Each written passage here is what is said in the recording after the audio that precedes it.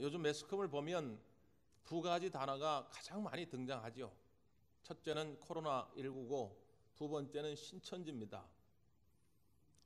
요즘 이 신천지라고 하는 단어가 새삼 알려지게 되면서 또 선의의 피해를 입는 사람들도 있다고 그래요. 어떤 목사님 가정의 아들이 음악 프로그램 PD인데 오늘 엄마로부터 전화가 왔더래요.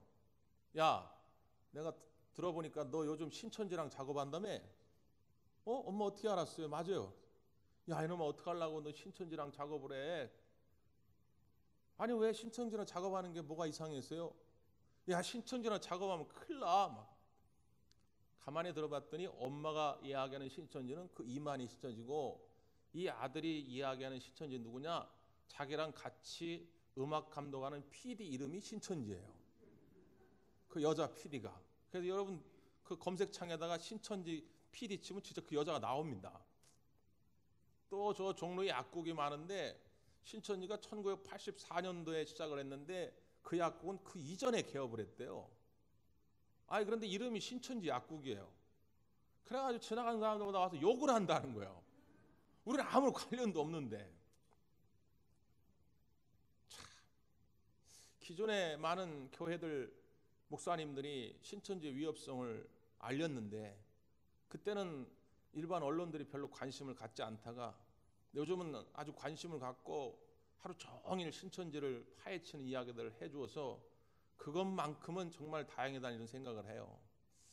그래서 오늘 이 시간에도 우리가 조금 공부하는 마음으로 신천지에 대해서 조금 살펴보고 말씀의 본질이 뭔가 우리가 깨달아야 할 본질이 뭔가 이걸 좀 살펴보려고 합니다.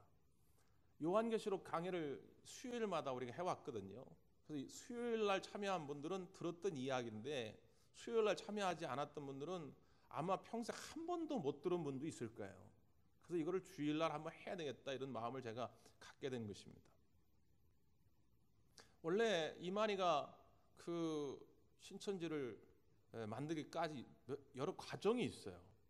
우리가 요즘 알려진 것처럼 신천지 제1성지가 청도죠. 경북 청도 출생이거든요. 근데 몸이 굉장히 약했다고 그래요. 그래가지고 이제 뭐 일반 교회도 가보고 또 여기저기 다니면서 어떻게 하면 자기가 건강해질 수 있을까 이제 하다가 누군가부터 듣기를 저 부천의 소사에 가면 5,700살 먹은 능력 있는 종이 있다. 그걸 들은 거예요. 저 소사동에 5,700살 먹은 능력 있는 종이 누굽니까? 박태선이에요. 박태선. 그래서 박태선한테 가가지고 그 신앙촌에서 한 7, 8년을 머뭅니다. 7, 8년을 머물다가 그 신앙촌에 문제가 생기죠. 뭐 우리 어르신들 알지만 당시 무슨 그 아들 박동명 스캔도 있었고 이 박태선도 문제가 있고 또 자기가 그 지정한 그 단물 그 물을 먹으면 죽지 않는다고 나는 5,700살인데 영원히 죽지 않을 거라는데 또 죽고 그러니까 이 신앙촌이 전도관이 붕괴가 돼요. 그래서 지금 일부 천부교가 이름을 바꿔가지고 지금 남아 있지만 거의 신앙촌은 붕괴가 되는데 그때 이제 거기 있던 사람들이 흩어져가지고 제2, 제3의 사이비 집단을 또 만들어 가게 됩니다. 그래서 그 전도관에서 나왔던 사람 중에 김종규라고 호생기도원을 저 서울 동작구에다가 세우게 되는데 거기서 이제 조금 지나다가 이 김종규도 사라지게 되고 18살 먹은 유재열이라고 하는 젊은이가 새롭게 등장해요. 그래서 그 18살 먹은 유재열이 만든 게 뭐냐? 장막성전입니다. 여기에 이 이만희가 같이 하게 된 것이죠. 그러다가 유재열도 나중에 시한부 종말론을 주장하게 됩니다. 1969년도 11월 1일 날 이 지구가 멸망한다고 했다가 그게 이제 다 들통이 나죠. 그래서 이제 장막성전이 흐지부지 되면서 그 이후에 몇 단계 과정이 있지만 그 뭐 시간상 생략하고 어쨌든 큰 흐름으로 이 유재열의 장막성전이 5개 정도로 나뉘어지는데 그 중에 하나가 신천지 장막성전이에요. 이만희가 한. 나머지 4개는 거의 다 그냥 흐지부지 됩니다. 그런데 유일하게 이만희가 이끌던 이 신천지 장막성전만 돼요. 그 이유가 있는데 이만희가 뭘 봤냐면 그냥 가짜 교회만 있어가지고는 처음엔 되는 것 같은데 금방 들통이 납니다.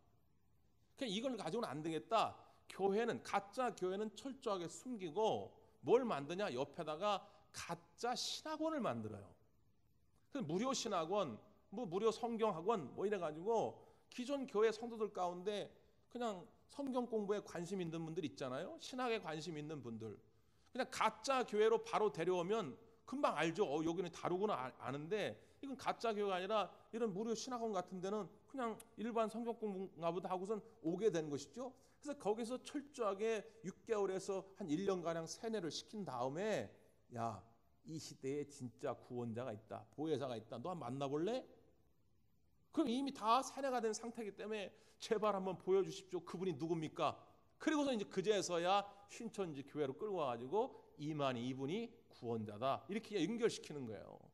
그러니까 이게 철저한 비밀주의에 의해 가지고 신천지가 운영이 되어온 것이죠. 지금은 그런 표현을 잘 안 쓰는데 초창기에는 이만희는 재림 예수요, 보혜사 성령이다, 그렇게 가르친 거예요. 보혜사를 믿으면, 그 이만희를 믿으면 구원을 받는 것이고, 그렇지 않으면 심판을 받는다. 이만희를 믿고 구원받은 자는 신천지에 들어오는 것이고, 그렇지 않으면 바벨론, 멸망의 도시에 들어가게 된다. 자, 그러면 신천지와 바벨론이 공존할 수 있느냐? 공존할 수가 없다. 그럼 어떻게 해야 되냐? 헤어져야 한다는 거예요. 그럼 예를 들어서 아내가, 나는 신천지예요, 근데 남편은 바벨론이에요. 공존할 수가 없어요. 그럼 어떻게 해야 됩니까? 이혼하는 거예요. 그래서 가정이 파탄납니다. 아들이, 나는 신천지예요, 근데 엄마 아빠가 바벨론이에요. 그럼 어떻게 해야 됩니까? 그 가출하는 거예요. 그래서 신천지 때문에 무수한 가정들이 파괴되고, 얼마나 많은 부모들이 지금도 눈물로 그 과천 본부 앞에서 우리 아들 돌려달라고 시위하는지 몰라요. 지금 몇 년째 그렇게 시위를 해왔어요. 이 일이 터지기도 전에. 그럼 왜 이 신천지들이 이렇게 힘을 쓰게 됐는가? 그들이 가장 강력한 사람들에게 내밀었던 교리가 이 요한계시록입니다. 특별히 이 요한계시록에 오늘 우리가 읽었던 본문에 14만 4천 명에 관련된 교리입니다. 이건 이만희만 쓴 게 아니라 박태선도 썼고, 더 거슬러 올라가면 미국의 여호와의 증인입니다. 미국의 여호와의 증인이 2차 세계대전 때 우리가 알다시피 집총을 거부합니다. 징집을 거부해요. 그래서 국가적으로 탄압이 있으니까 그걸 피해서 전 세계로 흩어질 때 우리나라에도 들어오지요. 그때 여호와의 증인이 14만 4천 교리를 가지고 있었는데, 그걸 박태선이가 뽑아다가 썼고, 이걸 이만희가 가져다가 더 확대해가지고 쓰게 된 거죠. 그러니까 일반 성도들은 이걸 잘 몰라요. 사실 저도 좀 고민은 됐어요. 수요일 날 할 때는 우리가 공부하는 마음으로 좀 자세하게 하는데, 주일 오전에 이런 말씀 드리기가 좀 부담이 됐는데, 이걸 좀 알아야 되겠다. 일반 성도들 잘 모르기 때문에. 그래서 오늘 말씀을 좀 하게 된 것입니다. 자, 오늘 이 요한계시록 7장의 말씀이 나오게 된 것은 앞에 6장이에요. 여러분, 요한계시록이 왜 쓰여졌습니까? 우리가 흔히 네로 황제, 그 로마의 네로 황제는 잘 아시는데, 이 네로 황제 못지않게 우리 초대교회 성도들을 핍박했던 황제가 있는데, 도미티안 황제입니다. 도미티안 황제가 AD 90년대 로마의 황제였는데, AD 95년을 전후해가지고 극심하게 초대교회 성도들을 박해했어요. 예수를 그리스도라고 고백한다는 이유 하나만으로 그냥 잡아다가 불태워 죽이고, 톱질해서 죽이고, 껍데기 벗겨 죽이고, 온 가족을, 어린아이와 함께 온 가족을 원형 경기장에다 가두어 놓고 사자를 탁 풀어놓으면 사자가 와가지고 그 온 가족을, 어린아이부터 엄마 아빠를 다 뜯어 삼킵니다. 그럼 원형 경기장에 있는 그 관중들은 막 환호성을 지르고 박수를 치고 막 그런 야만적인 일이 그 당시 일어났다고 말해요.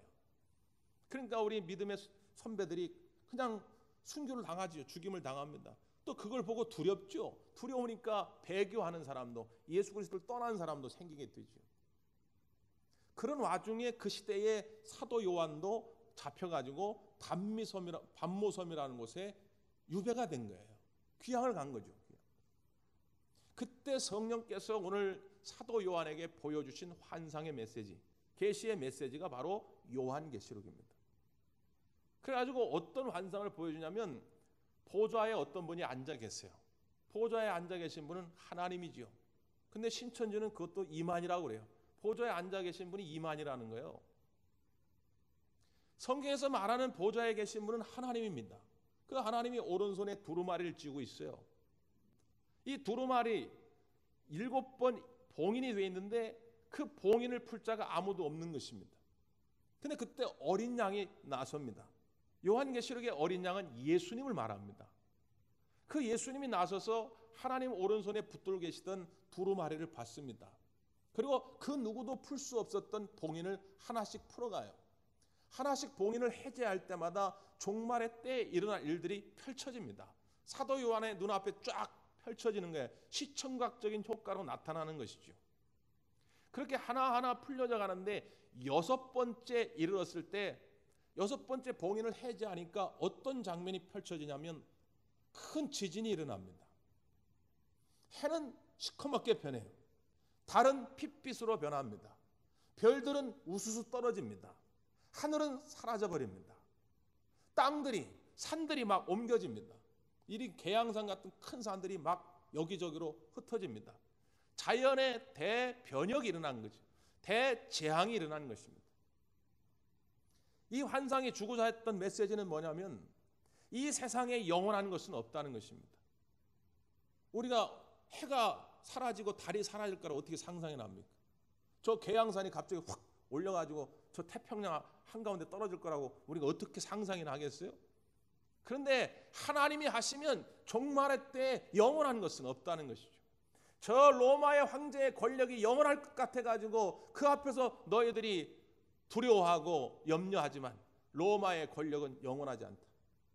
우리가 역사적으로 알다시피 불과 300년 만에 313년에 로마 황제 콘스탄틴이 무릎을 꿇고 복음을 받아들이죠. 기독교가 로마의 국교가 됩니다. 300년 만에 무너지거든요. 로마의 그 황제의 권력이 영원한 것이 아니다. 돈도 영원한 것이 아니다. 돈이 있으면 뭐든지 다 할 수 같지만 돈이 우리의 삶을 구원시켜주는 것이 아니다. 결국은 이 세상에 영원한 것은 없다는 걸 보여주는 거예요. 그러니까 사람들이 그 광경을 보면서 두려움에 빠지죠. 야, 이 큰일 났다. 저렇게 하나님이 진노하셨는데 하나님의 심판이 다가왔는데 그 가운데 누가 살게 될 것인가? 6장 17절에 누가 서게 될 것인가? 이렇게 묻는 거예요. 우리도 다 죽는 거 아니냐 그 말이에요. 구원받을 자가 한 사람도 없는 거 아닌가? 이런 두려움 속에서 던지는 질문이었습니다. 그 질문에 대한 대답이 오늘 요한계시록 7장입니다. 누가 구원받을 수 있는가? 누가 하나님 앞에 온전히 설 수 있는가? 거기에 대해서 또 다른 장면이 사도 요한에게 펼쳐지는데 이제는 이 자연을 재앙을 일으키고 사람들을 심판하려고 천사들이 나섰는데 또 다른 천사들이 잠깐 멈춰. 잠깐만 기다려라. 아직은 아니다. 왜? 하나님이 하실 일이 하나 있다. 자, 그 장면이에요. 본문을 한번 보겠습니다. 3절 시작.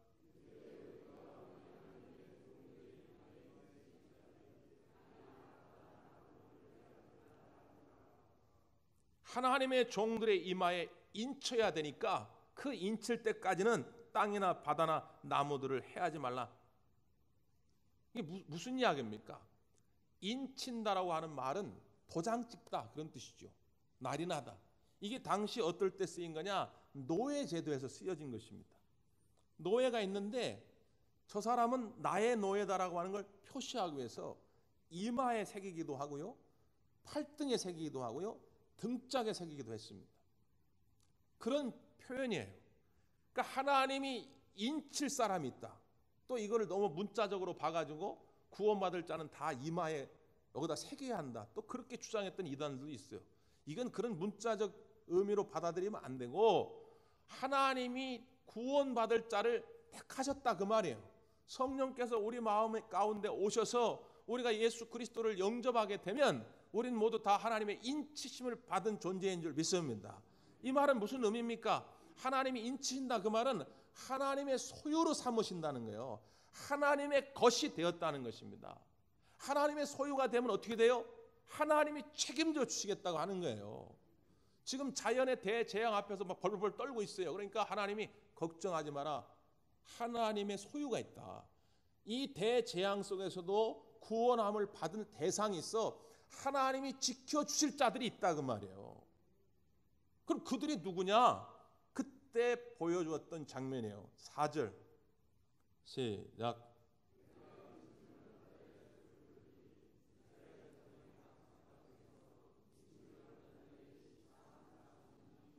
바로 이 장면입니다. 여기서 14만 4천 명이라고 하는 숫자가 나와요. 근데 이 숫자를 그냥 수도 없이 이단들이 다 잘못 왜곡해서 소개를 하는 거죠. 누가 과연 구원받을 수 있는가? 그랬더니 하나님의 천사들이 야 기다려, 하나님의 인침을 받을 사람이 있어. 그래서 인침을 합니다. 도장을 찍는 거예요. 이 사람은 구원받을 자, 구원받을 자, 구원받을 자 했더니 그 총합의 수가 몇 명이라고요? 14만 4천 명이에요. 근데 어떻게 14만 4천 명이냐? 이스라엘은 12지파로 나눠지는데 한 지파마다 12,000명씩. 그래서 곱해보니까 14만 4천 명이에요. 이걸 문자 그대로만 받아들인다면 이스라엘 사람들만 구원받는 거 아닙니까? 그러니까 이걸 문자로 이해하면 신천지 해석이 안 맞는 거예요. 우리는 유대인이 아니잖아요. 근데 그 사람들은 뭐라고 이야기하냐면 이 14만 4천 명 안에 들어야만 구원을 받는다는 거예요. 지금까지 예수님이 오시고 2000년 동안 예수님을 영접하고 구원받은 사람들이 얼마나 많은데, 예? 지금도 전 세계로 볼 때 20억 정도가 그리스도인이라고 그러는데 그 사람들은 14만 4천 명 안에만 들어와야 한다는 거예요. 왜 이 14만 4천입니까? 유대인들은 그 숫자에 상징성을 부여합니다. 3은 하늘의 수요, 신성한 수입니다. 성부, 성자, 성령, 삼위일체. 늘 이런 식의 표현을 써요. 4는 땅의 수입니다. 동서남북 사방, 땅의 수예요. 그래서 하늘과 땅을 합치면 7이 됩니다. 그 7은 완전수예요. 행운의 수입니다. 3과 4를 곱하면 12가 돼요. 유대인들이 제일 좋아하는 완전수가 12입니다. 그래서 12지파, 12제자, 그들이 늘 좋아하는 단어가 12예요. 12는 가장 완벽한 숫자입니다.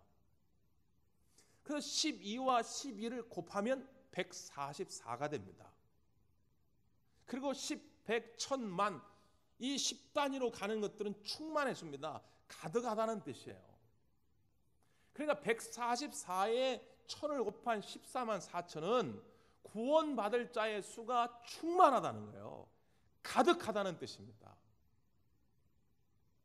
이거를 오해하지 말라고 하나님은 사도 요한에게 한 번 더 한 장면을 보여줘요. 12지파 14만 4천 명만 보여준 게 아니라 그 다음에 또 다른 장면이 있어요. 자, 9절을 한번 보세요. 9절 시작.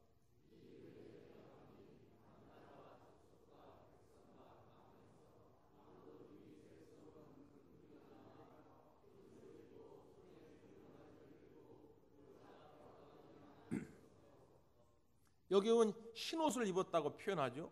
흰옷을 입은 사람들은 어떤 사람입니까? 그 밑에 14절에 보면 내가 말하기를 내 주여 당신이 아시나이다 하니 그가 나에게 이르되 이는 큰 환난에서 나오는 자들인데 어린 양의 피에 그 옷을 씻어 희게 하였느니라. 어린 양은 예수님입니다. 예수님의 피, 그 보혈의 은혜로 희게 된 사람들, 구원받은 자를 말하는 거예요. 그 흰옷 입은 사람들이 나오는데 각 나라, 미국, 중국, 러시아, 일본, 태국, 각 나라, 각 족속, 황인종, 백인종, 흑인종, 각 족속들, 백성들, 방언은 영어 성경은 랭귀지, 언어입니다. 각 나라, 미국말 쓰는 사람, 태국말 쓰는 사람, 일본말 쓰는 사람, 모든 사람들이 다 나와가지고 주님을 찬양했는데 그 숫자가 몇 명이라고요? 셀 수가 없다는 거예요. 셀 수 없는 큰 무리가 나와서 흰옷을 입고 손에 종려가지를 들고 보좌 앞과 어린 양 앞에 서서 이렇게 되어 있어요. 그러니까 14만 4천 명이라고 의미는 어떤 의미냐? 셀 수 없는 무리라고 하는 걸 강조하는 거예요. 지금 이런 도시 시대의 현대사회에서는 우리가 계양구만 해도 35만 명이니까 14만 4천 명은 얼마 많아 보이지 않을 수 있지만 옛날에 생각해 보면 옛날 초대교회 성도들은 숫자가 얼마 안 됐다고 말이에요. 그런데 구원받는 자의 수가 14만 4천이다. 굉장히 큰 수입니다. 신천지도 1984년도에 유재열 장막성들이 나와가지고 그 시작한 게 한 20-30명이 시작했다고 그래요. 20-30명이 시작할 때는 14만 4천은 될 거라고 생각을 못한 거예요. 이 사람들도. 차마 우리가 어떻게 14만 4천 명 넘을까? 그 상상을 못하니까 14만 4천 명이 다 차면 천지개벽이 일어나서 자기들의 세상이 되고 자기들만 구원받고 자기 안에 있지 않는 자들은 다 멸망을 당할 거라 얘기한 거예요. 그런데 몇 년 전에 14만 4천이 넘은 거예요. 요즘에 뉴스에 나오듯이 지금 한 25만 명 정도 된다고 그럽니다. 그러니까 궁지에 몰리니까 이만희가 교리를 변기에 바꿨어요. 그게 뭐라고 바꿨냐면 지금 우리가 25만이지만 이게 다 구원받는 게 아니라 이 가운데 가짜도 많다는 거예요. 섞여 있다는 거예요. 그때부터 발등에 불이 떨어진 거예요. 왜? 25만 명 중에 25만 명은 덜 억울한데 14만 4천 1등은 어떻게 되는 거예요? 이게 얼마나 억울합니까? 14만 4천 1등 해가지고 내가 영생을 못 받고 구원에서 탈락한다면 얼마나 억울해요. 그러니까 내 옆에 앉은 사람이 다 경쟁자인 거예요. 12지파로 전국을 나눴는데 우리 인천 지역은 마태지파라고 그 사람들이 그러는데 지파별로도 경쟁을 합니다. 왜? 제대로 안 하면 14만 4천 1등이 돼가지고 떨어지는 거예요. 그때부터 더 극성을 부린 거죠. 여러분 그 의미가 아니라니까요. 오늘 하나님께서 오늘 사도 요한에게 보여준 것은 이 마지막 때의 큰 재앙 앞에 하나님의 진노하심 앞에 두려워 떨던 이들이 과연 누가 구원함을 받을 수 있습니까? 하나님의 이 공의로운 심판 앞에 누가 구원을 받을 수 있습니까? 걱정하지 마라. 구원받을 자의 수가 셀 수 없을 정도로 많다는 것입니다. 지금까지 구원받은 자를 누가 세겠습니까? 하나님만 아시지. 여러분 요한계시록은요, 너 제대로 신앙생활 안 하면 너 이러이러 무시무시한 재앙이 너한테 임할 거야. 겁박하는 협박하는 말씀이 아닙니다. 로마 황제의 그 권력 앞에서 사자굴에 내 가족들이 끌려가고 내 믿음의 동역자들이 십자가에 거꾸로 매달려 죽고 하고 껍데기에 벗겨 죽고 하는 그 속에서도 나는 예수만 그리스도로 섬기고 살겠다고 끝까지 믿음을 지키는 이들에게, 그래 사랑하는 아들아 사랑하는 딸아, 내가 너희의 수고를 안다. 너희의 마음을 안다. 힘을 내라. 용기를 내라. 마지막 심판 때에는 하나님이 공의롭게 모든 것을 다 판단하실 것이다 하면서 믿음을 순수하게 지켜가는 이들에게 하나님이 주시는 위로의 메시지요, 따뜻한 사랑의 편지라는 것입니다. 요한계시록을 가지고 겁먹을 필요가 없다는 거예요. 저와 여러분 이 요한계시록을 통하여 하나님의 사랑의 손길을 붙들기를 간절히 바랍니다. 하나님의 사랑의 메시지예요. 자, 그렇게 셀 수 없는 구원받은 수많은 사람들이 모여가지고 하나님의 보좌 앞에서 어린 양 예수 그리스도 앞에서 찬양을 합니다. 뭐라고 찬양을 합니까? 10절입니다. 10절. 시작.